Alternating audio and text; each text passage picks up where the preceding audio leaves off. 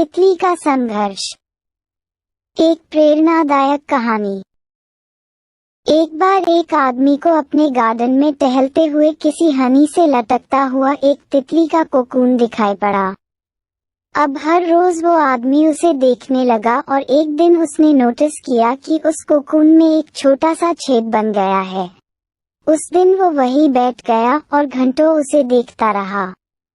उसने देखा कि तितली उस खोल से बाहर निकलने की बहुत कोशिश कर रही है, पर बहुत देर तक प्रयास करने के बाद भी वो उस छेद से नहीं निकल पाई, और फिर वो बिल्कुल शांत हो गई, मानो उसने हार मान ली हो। इसलिए उस आदमी ने निश्चय किया कि वो उस तितली की मदद करेगा। उसने एक कैंची उठाई और कोकून की ओपनिंग इतना बड़ा कर दिया कि वो तितली आसानी से बाहर निकल सके। और यही हुआ, तितली बिना किसी और संघर्ष के आसानी से बाहर निकल आई, पर उसका शरीर सूजा हुआ था और पंख सूखे हुए थे।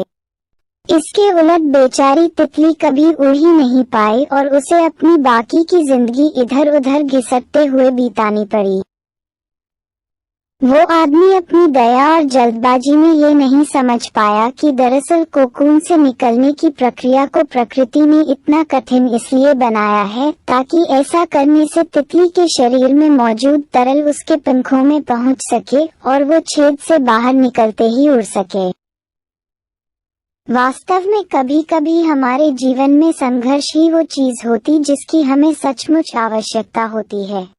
यदि हम बिना किसी स्ट्रगल के सब कुछ पाने लगे तो हम भी एक अपंग के समान हो जाएंगे।